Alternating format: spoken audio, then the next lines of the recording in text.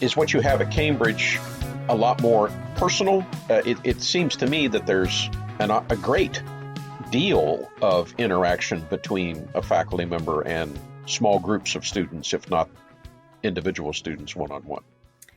Yeah, so the Cambridge model is basically split in two.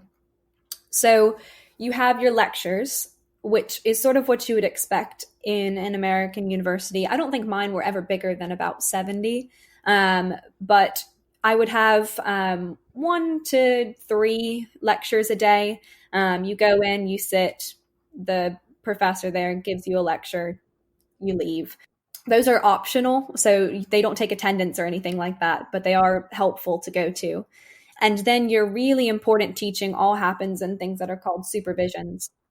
So supervisions are very, very, very small classes where you do a piece of work before the supervision. So I would do either a translation or write an essay or do a prose composition or some kind of exercise in linguistics or something like that. So a piece of work happens before you even go to the supervision.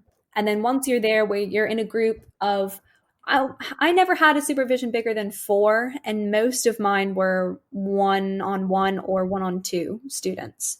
So they're very, very small. And then you go through that piece of work, whether it be your translation or your essay, and then your supervisor usually rips you apart a little bit and then asks you questions. So that's where most of the real learning happens is in supervisions.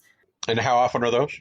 So it depends on what subject you're doing. For me, my first 2 years, I was having 5 supervisions a week, which was a lot. Oh my. Yeah, most people only have like around 2 to 3, I would say.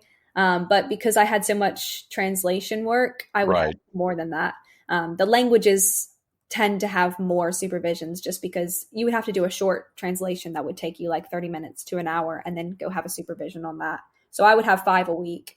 And then my last year, I only had about 1 per week. But my last year, I was only doing essays. So that wasn't as intensive, I would say. So I'm going to ask you one question to get at another question. The first question is, let's go back to your description of rips you apart a little bit. Draw that out a little bit, because if we are, in fact, successful here and somebody listening to the podcast goes, well, I want this for my children, they might go, whoa. What do you mean by rip them apart a little bit? Talk about the criticism or explain the rip you apart a little bit. Yeah, so it's usually very constructive. But when you write an essay, you're not expecting it to come back to you without lots of things written all over it. So normally you'll have gone wrong somewhere and you're thinking, because you're speaking with the people who write the books on these things. Like regularly, my supervisors, I think it's a bit self-indulgent, but they would give me a reading list to do before my essay, and half the books and articles would be written by them. And then you're like, oh, okay.